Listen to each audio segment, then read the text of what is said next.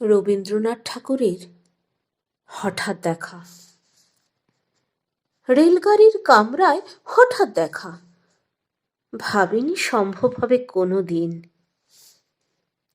আগে ওকে বারবার দেখেছি লাল রঙের শাড়িতে ডালিম ফুলের মতো রাঙা।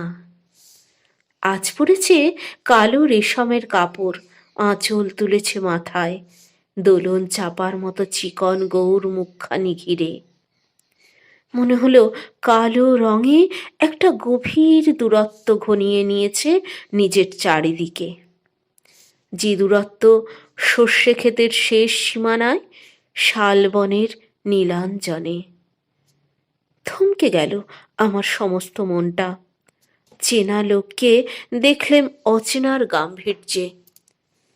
হঠাৎ খবরের কাগজ ফেলে দিয়ে আমাকে করলে নমস্কার। সমাজবিধির পথ গেল খুলে। আলাপ করলেম শুরু, কেমন আছো, কেমন চলছে সংসার ইত্যাদি।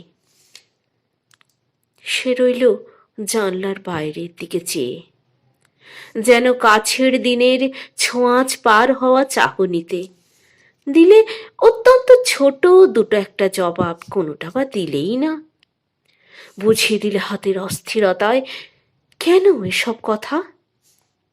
এর চেয়ে অনেক ভালো চুপ করে থাকা। আমি ছিলাম অন্য বেঞ্চিতে ওর সাথীদের সঙ্গে। একসময় আঙুল নেড়ে জানালে কাছে আসতে। মনে হলো কম সাহস নয়।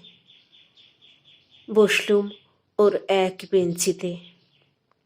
গাড়ির আওয়াজের আড়ালে বললে মৃদু স্বরে, কিছু মনে করো না। সময় কথা সময় নষ্ট করবার? আমাকে নামতে হবে পরের স্টেশনে। দূরে যাবে তুমি, দেখা হবে না আর কোনো দিনই। তাই যে প্রশ্নটার জবাব এতকাল থেমে আছে, শুনবো তোমার মুখে।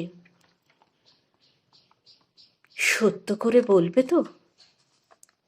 আমি বললেম, বলবো। বাইরের আকাশের দিকে তাকিয়েই শুধোলো, আমাদের গেছে যে দিন একেবারেই কি গেছে? কিছুই কি নেই বাকি? একটুকু রইলেম চুপ করে।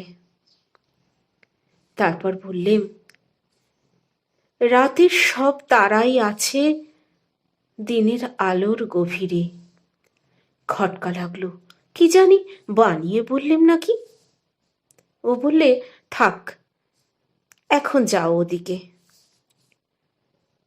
সবাই নেমে গেল পরের স্টেশনে। আমি চললেম একা।